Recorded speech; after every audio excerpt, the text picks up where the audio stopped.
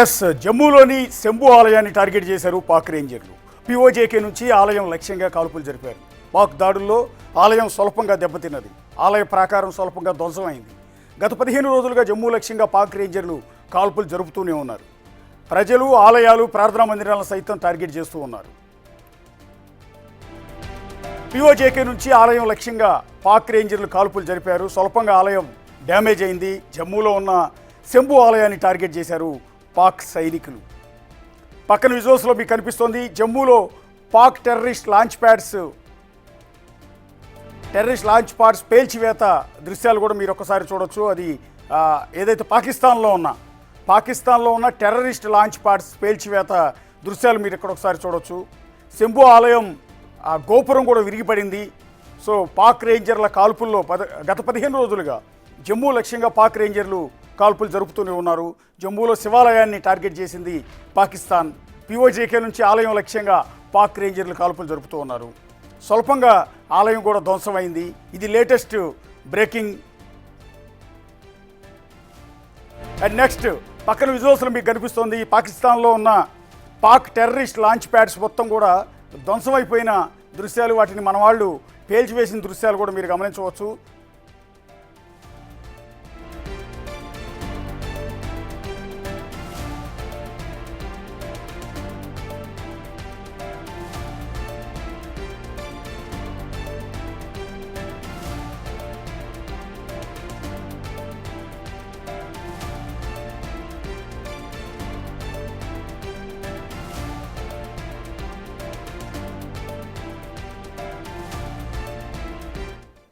Yes, very warm morning.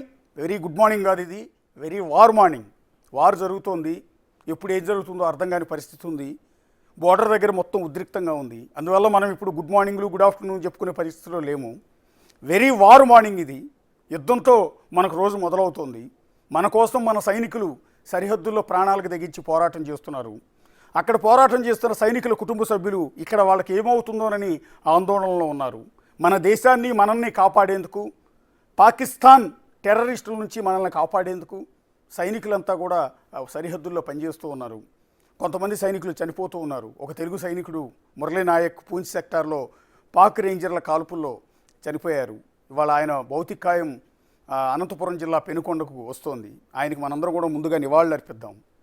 ఎందుకంటే మన కోసం, కేవలం మన కోసం, మన దేశం కోసం మురళీ నాయక్ ప్రాణాలు అర్పించాడు. సో మురళీ నాయక్కు బిగ్ టీవీ తరపున నివాళులు అర్పిస్తూ ఉన్నాము. ఆయన చేసిన సేవలను కూడా ఒకసారి గుర్తు చేసుకోవాల్సిన అవసరం ఉంటుంది. సో అందుకే నేను చెప్పింది వెరీ వార్ మార్నింగ్ అని. గుడ్ మార్నింగ్ చెప్పడం లేదు, చెప్పుకునే పరిస్థితి కూడా మనకి లేదు. ఒకసారి మా కొలీగ్ శివ ఉన్నారు ఢిల్లీలో. ఎంటైర్ యుద్ధానికి సంబంధించిన అప్డేట్స్ అన్నీ కూడా మానిటర్ చేస్తున్నారు ఢిల్లీ నుంచి. అటు సెంట్రల్ గవర్నమెంట్కి సంబంధించి మూమెంట్ ఏంటి అనేది ఎప్పటికప్పుడు అప్డేట్స్తో పూర్తి సమాచారాన్ని ఇస్తున్నారు శివ. ఎట్లా మొత్తం ఇప్పటివరకు మీ దగ్గర ఉన్న ఓవరాల్ అప్డేట్స్ ఏంటి? యుద్ధానికి సంబంధించి భారత ప్రభుత్వం తీసుకున్న డెసిషన్స్ ఏంటి? ఏం జరగబోతోంది?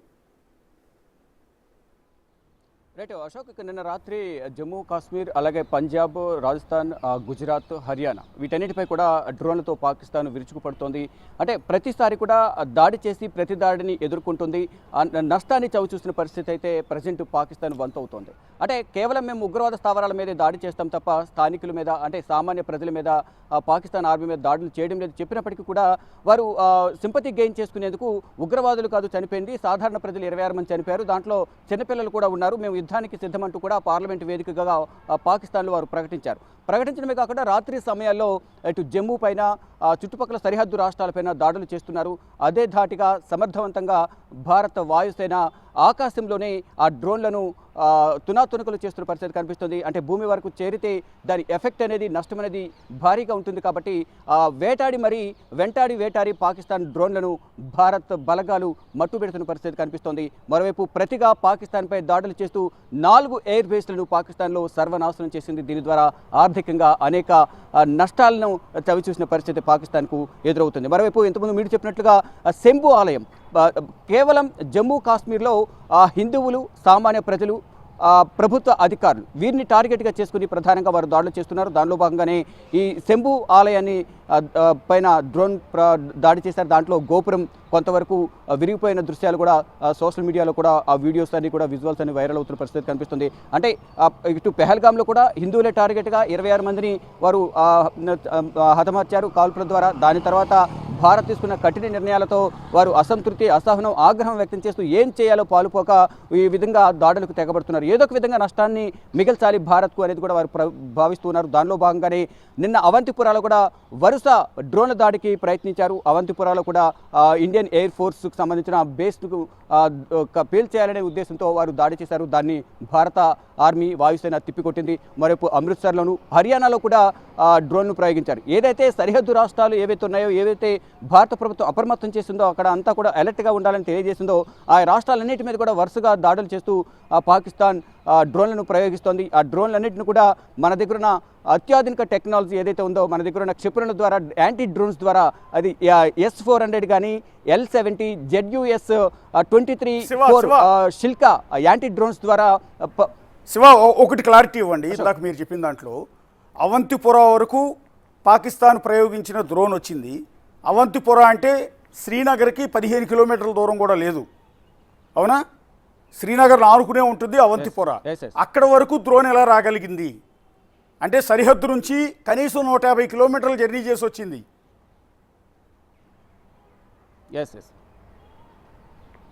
అంటే వాళ్ళు పాకిస్తాన్ బోర్డర్ నుంచి ఇదంతా ఒక ప్రయోగం చేశారని వారు చెప్తున్నారు. మన దగ్గర అత్యాధునిక టెక్నాలజీ డ్రోన్స్ ఉన్నాయి, దాని ద్వారా భారత్ను మట్టు పెడతాము, మా దగ్గర న్యూక్లియర్ బాంబులు ఉన్నాయి, అణు బాంబులు ఉన్నాయి, భారత్ను భూస్థాపితం చేస్తామంటూ కూడా వారు ప్రగల్భాలు పలికారు. కానీ అనుకున్నంత ఇదిగా కూడా వారి నుంచి అటాక్ అనేది కావడం లేదు. అంటే వారి డ్రోన్స్ అంతగా పనిచేయని పరిస్థితి కనిపిస్తుంది. టర్కీ నుంచి తీసుకొచ్చి మొన్న రాత్రి 300 నుంచి 400 డ్రోన్స్ను ప్రయోగించారు. అవన్నీ కూడా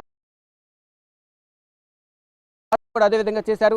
ఇటు ఏదైతే సౌత్ కాశ్మీర్ పైన ఎక్కువ దాడులకు పూనుకుంది. మరొక శ్రీనగర్ ఎయిర్పోర్ట్కు సమీపంలో కూడా నిన్న డ్రోన్ ప్రయోగించిన నేపథ్యంలో దాన్ని కూడా భారత ఆర్మీ కానీ, ఇటు భద్రతా బలగాలు, వాయుసేన దాన్ని కూడా నిర్వీర్యం చేశాయి. ఎక్కడికక్కడ ఎన్ని ప్రయోగాలు చేసినప్పటికీ కూడా, ఎన్ని ప్రయత్నాలు చేసినా అవన్నీ కూడా విఫలమవుతూ ఉన్నాయి. పైగా పాకిస్తానే నష్టపోతున్న పరిస్థితి కనిపిస్తుంది. దాడి చేస్తుంది, ప్రతి దాడిలో భయానక వాతావరణం అనేది ఇక్కడ ఎదుర్కోవాల్సిన పరిస్థితి పాకిస్తాన్కు ఎదురవుతుందని చెప్పాలి. ఒకవైపు డ్రోన్స్తో భారత్పై దాడి చేస్తుంటే, మరోవైపు భారత్ కూడా దాడి చేస్తుంది. మధ్యలో అంతర్యుద్ధం ఎదుర్కొంటున్న పరిస్థితి కనిపిస్తోంది. గత కొంతకాలంగా కూడా పాకిస్తాన్ అంతర్యుద్ధం ఎదురవుతుంది. ఇద్దరి మధ్య డ్రోన్లతో దాడి, ప్రతి దాడి జరుగుతుంటే మధ్యలో బలూచిస్తాన్ లిబరేషన్ ఆర్మీ పాకిస్తాన్ ఆర్మీపై అటాక్ చేసింది. అంటే ఒకవైపు ఇక్కడ సొంత దేశంలో ఉన్న బలూచ్ లిబరేషన్ ఆర్మీని ఎదుర్కోవాలా, ఇటు భారత్ దాడిని ఎదుర్కోవాలని కూడా పాలుపోక వారు తలమునకలు అవుతున్న పరిస్థితి కనిపిస్తుంది. శివ ఒకటి క్లారిటీ ఇవ్వండి.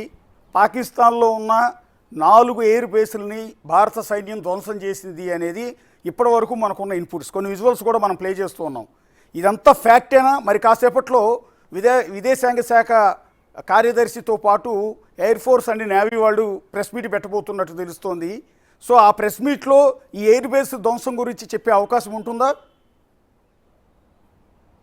రైట్, డెఫినెట్గా ముందు రోజు జరిగిన దాడి గురించి ప్రతిరోజు కూడా మినిస్టర్ ఆఫ్ ఎక్స్టర్నల్ అఫేర్స్ కానీ, మినిస్టర్ ఆఫ్ డిఫెన్స్ ఇద్దరు కూడా సంయుక్తంగా సమావేశాన్ని ఏర్పాటు చేస్తున్నారు. ఉదయం 5:45 జరగాల్సింది, కానీ మళ్ళా దాడులు కొనసాగుతున్నాయి. దానికి సంబంధించిన డీటెయిల్స్ అని కూడా తెలియాలి. కాబట్టి మొత్తం ప్రపంచానికి పాక్ చేస్తున్న దుశ్చర్యలను ప్రపంచానికి తెలియజేయాలనేది కూడా భారత ప్రభుత్వం భావిస్తుంది. దానిలో భాగంగానే ఉదయం 10:30 సమావేశాన్ని ఏర్పాటు చేసింది. ఇప్పుడు సంయుక్తంగా సమావేశాన్ని ఏర్పాటు చేయబోతున్నారు. దానిలో మీడియా సమావేశంలో కీలకంగా నిన్న ఏ విధంగా దాడి చేసిన తర్వాత ప్రతిగా భారత్ ఏ విధంగా దాడి చేసింది, అక్కడ వారికి ఎంత ఎఫెక్ట్ అయింది అనేది కూడా ప్రధానంగా దీనిలో వివరించే అవకాశం అయితే కనిపిస్తుంది. మొన్న రాత్రి సమయంలో జరిగిన టర్కీ నుంచి తీసుకొచ్చిన డ్రోన్స్ను దాదాపు 300 నుంచి 400 డ్రోన్స్ను వినియోగించారనేది కూడా నిన్న మీడియా సమావేశంలో వారు వివరాలు వెల్లడించారు. ఈ రోజు కూడా నిన్న జరిగిన దాడి గురించి కానీ, ఇటు భారత్ కానీ అటు పాకిస్తాన్ నష్టపోయిన వివరాల గురించి ప్రధానంగా 10:30 సమావేశం నిర్వహించబోతున్నారు. ఈ సమావేశంలో పలు కీలక విషయాలు వెల్లడించే అవకాశం కనిపిస్తుంది. మరోవైపు నిన్న ఒక పక్క ప్రధాని నరేంద్ర మోడీ, రాజ్నాథ్ సింగ్ త్రివిధ దళాధిపతులతో సమావేశం నిర్వహిస్తున్న సందర్భంలోనే ఈ డ్రోన్ల దాడి అనేది జరిగింది. ప్రతిగా భారత్ కూడా తిప్పికొట్టిన పరిస్థితి కనిపిస్తుంది. ఆ సమయంలోనే పలు కీలక నిర్ణయాలు తీసుకుని పాకిస్తాన్పై అటాక్ చేయాలి, గట్టిగా బుద్ధి చెప్పాలనేది నిన్న జరిగిన సమావేశంలో నిర్ణయం తీసుకున్నారు. వెంటనే పాకిస్తాన్కు సంబంధించిన 4 ఎయిర్ బేస్లపై దాడి చేసిన నేపథ్యంలో ఆ ఎయిర్ బేస్లను కూడా సర్వనాశనమని తెలిపింది. దానికి సంబంధించి పాకిస్తాన్ కూడా ధృవీకరించిన పరిస్థితి కనిపిస్తోంది. ఏదైతే ఇస్లామాబాద్, లాహోర్లో పేలుళ్లు జరిగాయి, ఎయిర్ స్పేస్ అంతా కూడా మొత్తం మూసేసింది. గత కొన్ని రోజుల నుంచి కూడా విమాన రాకపోకలన్నీ కూడా గగనతలం మీద, అక్కడ పాకిస్తాన్ గగనతలం మీద విమాన రాకపోకలు కంప్లీట్గా నిలిచిపోయాయి. ఇటు భారత్ నిలిపివేసిన నేపథ్యంలో అటు చుట్టుపక్కల దేశాలని కూడా విమాన రాకపోకలు పాకిస్తాన్కి సంబంధించి నిలిపేసిన నేపథ్యంలో ఇటు విమాన రంగానికి కూడా భారీగా నష్టం వాటిల్లింది. మరోవైపు నిన్న జరిగిన డ్రోన్లు దాడి జరుగుతుంటే మరోవైపు సివిలియన్స్ మొత్తం సాధారణ ప్రజలు ప్రయాణించే విమానం కూడా అటువైపు వస్తుంది. దాన్ని డైవర్ట్ చేయడానికి ఇటు భారత్పై డ్రోన్లతో దాడి చేస్తూ, ఒకవేళ భారత్ డ్రోన్లతో దాడి చేస్తే ఎక్కడ వెళ్ళి విమానానికి తగిలితే ఆ అపవాదు భారత్ మీద నెట్టివేయాలనే ఉద్దేశంతో ఒకవైపు సివిలియన్ ఈ విమానాలు కూడా రన్నింగ్లో ఉన్న సందర్భంలోనే డ్రోన్లు ప్రయోగిస్తుంది పాకిస్తాన్. అంటే ప్రతి ఒక్క సందర్భంలో కూడా వక్ర బుద్ధి అనేది పాకిస్తాన్ చూపిస్తోంది. అంటే కుక్కతో ఒక వంకరలాగా ఎన్నిసార్లు ప్రయత్నించినా విఫలమైనప్పటికీ కూడా మళ్ళా భారత్పై దాడి చేసి ఏదో ఒక విధంగా నష్టాన్ని మిగిల్చాలి భారత్కు అనేది కూడా ప్రయత్నాలు చేస్తుంది. కానీ ఎక్కడ కూడా వారు ప్రయత్నిస్తున్న ప్రయత్నాలు మాత్రం సఫలం కావడం లేదు, అన్ని కూడా విఫలమవుతున్న పరిస్థితి. భారత్ సమాధానం ఇస్తుంది. నిన్న విపరీతంగా ప్రచారం జరిగింది, పాకిస్తాన్లో కరాచీ పోర్టు ధ్వంసం అయిపోయిందని, లేకపోతే వాళ్ళకి సంబంధించిన 4 యుద్ధ విమానాలను మనం కూల్చేసామని, ఇట్లా నానా రకాల ప్రచారం. ఏకంగా చిన్నపిల్లలు ఆడుకునే వీడియో గేమ్స్లో వీడియోలు కూడా తీసుకొచ్చి సోషల్ మీడియాలో పోస్ట్ చేశారు. సరే, నేషనల్ మీడియా మొత్తం వాటిని టెలికాస్ట్ చేసింది. నేషనల్ మీడియాను చూసి రీజనల్ మీడియాగా మనం కూడా దాన్ని ఫాలో అవ్వాల్సి వచ్చింది. సో అందులో ఏది ఫ్యాక్ట్ కాదు. నిన్న సాయంత్రం ప్రెస్ మీట్లో సింపుల్గా తేల్చింది, వాళ్ళు డ్రోన్లు పంపిస్తే ఆ డ్రోన్లని అటాక్ చేసే మాత్రమే, ఇది మాత్రమే ఆపరేషన్ జరిగింది అని. సో ఇవాళైనా ఇది ఫ్యాక్టేనా? ఎందుకంటే వియర్స్ అంతా కూడా కన్ఫ్యూజన్లో ఉన్నారు, భారత ప్రజలంతా కన్ఫ్యూజన్లో ఉంటున్నారు. ఎందుకంటే మనం టెలికాస్ట్ చేసే వార్త 130 కోట్ల మంది భారతీయులను తప్పుదో పట్టించినట్టు అవుతుంది కొన్నిసార్లు. ఎందుకంటే నిన్న నేషనల్ మీడియా చేసిన హడావుడి వల్ల క్రెడిబిలిటీ పోయింది, న్యూస్ ఛానల్స్ క్రెడిబిలిటీ కూడా దెబ్బతినే పరిస్థితి ఉంటుంది. అక్కడ ఏమీ జరగకుండానే జరిగినట్టుగా ఫేక్ వీడియోస్తో టెలికాస్ట్ చేయడం వల్ల. అందువల్ల బిగ్ టీవీ దానికి దూరంగా ఉండదలుచుకుంది. క్రాస్ వెరిఫికేషన్ చేసుకున్న తర్వాత 1-2 సార్లు చెక్ చేసిన తర్వాత టెలికాస్ట్ చేయాలని మనం నిర్ణయం తీసుకున్నాము, ఆ క్రెడిబిలిటీని కాపాడుకునే క్రమంలో. ఇవాళ పాకిస్తాన్లో 4 ఎయిర్ బేస్ల మీద మనం అటాక్ చేసామనేది ఇప్పటివరకు ఉన్న వార్త. విజువల్స్ కూడా వస్తూ ఉన్నాయి. అవి నిజమైన విజువల్సేనా? 4 ఎయిర్ బేస్ల మీద ధ్వంసం జరిగింది నిజమేనా? అంటే ఇప్పటి వరకు అందుతున్న సమాచారం ప్రకారం అయితే అందరూ చెప్తున్నది, సమాచారం అందుతున్నది 4 ఎయిర్ బేస్ల మీద దాడి చేశామనేది కూడా ప్రచారం జరుగుతుంది. దానిలో మాత్రం ఒకటి మాత్రం వారు ధృవీకరించారు. ఏదైతే నూర్ ఖాన్ ఎయిర్ బేస్పై దాడిని పాకిస్తాన్ ప్రభుత్వం అనేది ధృవీకరించింది, మిగతా 3 ఎయిర్ బేస్లు అనేది వారు ధృవీకరించలేదు. అంటే అక్కడ దాడి జరిగిందా లేదా, అంటే స్వల్పంగా దాడి జరిగిందా, అసలు ఏం జరిగింది అనేది కూడా అధికారికంగా మీరు అన్నట్లు ఇప్పుడు మీడియా సమావేశంలోనే అధికారికంగా అది నిజమా కాదనేది కూడా తెలిసే అవకాశం కనిపిస్తుంది. కానీ 4 ఎయిర్ బేస్లపై మేము దాడి చేశామనేది కూడా భారత్ చెప్తున్నప్పటికీ, అంటే ఒక ప్రచారమే తప్ప అధికారికంగా ఎక్కడా లేదు. ఇటు అధికారికంగా ఇటు భారత ప్రభుత్వం వెల్లడించాల్సి ఉంటుంది. కేవలం ఒక ఎయిర్ బేస్కు సంబంధించి మాత్రమే, నూర్ ఖాన్ ఎయిర్ బేస్పై మాత్రమే దాడి జరిగింది అనేది కూడా పాకిస్తాన్ ప్రభుత్వం చెబుతోంది. అయితే మధ్యాహ్నం 12 గంటల వరకు కూడా ఎయిర్ స్పేస్ అంతా కూడా పాకిస్తాన్ క్లోజ్ చేసింది. మరోవైపు పాక్లో ప్రధాన ఎయిర్పోర్ట్లను కూడా రాకపోకలను కూడా క్లోజ్ చేశారు. విమానాలని కూడా పాకిస్తాన్ రద్దు చేసిన పరిస్థితి కనిపిస్తోంది. కానీ ఆ దాడులు ప్రతి దాడులు అయితే జరుగుతున్నాయి. కానీ ఎవరు దాడి చేయడం వల్ల ఎక్కడ ఎక్కువ నష్టం జరుగుతుంది అనేది మాత్రం ప్రభుత్వం చెప్తే తప్ప, మిగతా ఎక్కడ సోషల్ మీడియాలో వచ్చినా ఎక్కడ వచ్చినా కానీ అదొక ప్రచారమే తప్ప అధికారికంగా దాన్ని ధృవీకరించిన అవసరం లేదు. కేవలం పిఐబి ఏదైతే ఫ్యాక్ట్ చెక్ ఏదైతే ఉందో దాంట్లో చెక్ చేయాలంటూ కూడా భారత ప్రభుత్వం చెబుతుంది. మరోవైపు పాకిస్తాన్ కూడా ఇటు భారత్పై మేమే పై చేయి సాధించామంటూ కూడా పాత వీడియోలను ప్రదర్శిస్తూ దానిలో భారత సైనికులు చాలా మంది చనిపోయారంటూ కూడా ప్రచారం చేస్తున్న నేపథ్యంలో ఆ తప్పుడు వార్తలను, అటువంటి తప్పుదో పట్టించే వార్తలు ఎవరు నమ్మకండి. భారత ప్రభుత్వం ఒక ట్విట్టర్ హ్యాండిల్ రన్ చేస్తుంది కాబట్టి దానిలో పిఐబి ఫ్యాక్ట్ చెక్ ఉంటుంది, పిఐబి ప్రెస్ ఇన్ఫర్మేషన్ బ్యూరో ఉంటుంది కాబట్టి దాంట్లో చెక్ చేయండి అంటూ కూడా భారత ప్రభుత్వం చెప్తోంది. ఇక అంటే ఇప్పుడున్న పోటీతత్వాన్ని బట్టి దానికి సంబంధించిన న్యూస్ అంతా కూడా వివిధ రకాలుగా టెలికాస్ట్ అవుతున్న పరిస్థితి కనిపిస్తోంది. అంటే దాడి జరగడం 4 బేస్ల మీద జరిగిందని చెప్తూ ఉన్నారు. మరోవైపు ఇతర కొన్ని ప్రాంతాలు కూడా దాడి జరిగిందని చెప్తున్నప్పటికీ కూడా దానికి అధికారికంగా ధృవీకరణ అనేది లేదు. నూర్ ఖాన్ సంబంధించి ఏదైతే ఎయిర్ బేస్ ఉందో ఆ ఎయిర్ బేస్ మీద మాత్రమే దాడి జరిగిందని.